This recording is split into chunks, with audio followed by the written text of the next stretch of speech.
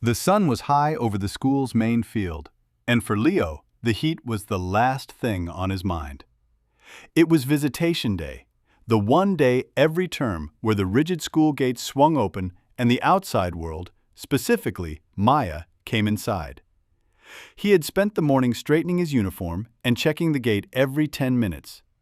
They had talked about this day for weeks.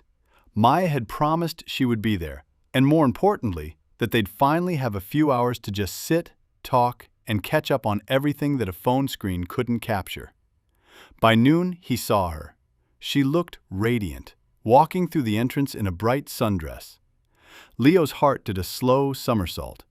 He started toward her, a wide smile growing, but before he could get within 10 paces, a high-pitched shriek erupted from his left.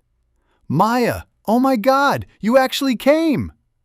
3 of Maya's closest friends, who also had siblings at the school, descended on her like a whirlwind. Within seconds, Leo was relegated to the outer circle.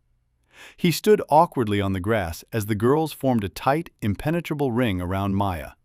They were talking at 100 miles an hour, gossiping about someone's birthday party, debating which snacks to eat first, and dragging Maya toward the shaded tents. Maya looked over her shoulder, her eyes meeting Leo's. She mouthed, "I'm sorry," while being physically pulled toward a picnic mat. Leo tried to be patient. He sat on a nearby bench, nursing a soda, waiting for the best friend energy to simmer down. But every time the group seemed to settle, a new conversation would spark.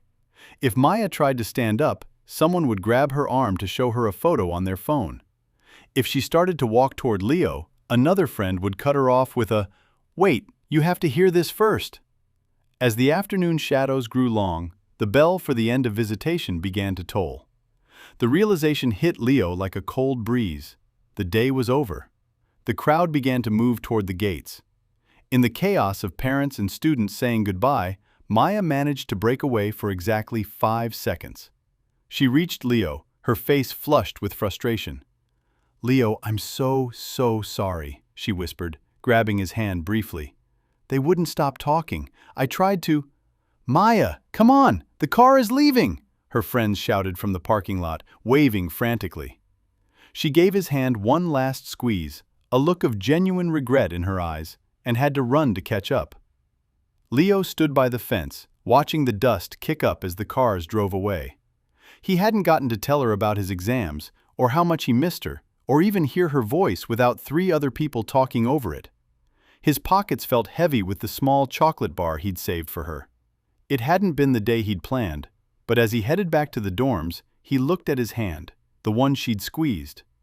The day was a total mess, but that one look she gave him told him everything he needed to know. She had wanted to be with him just as much as he wanted to be with her. There was always next term.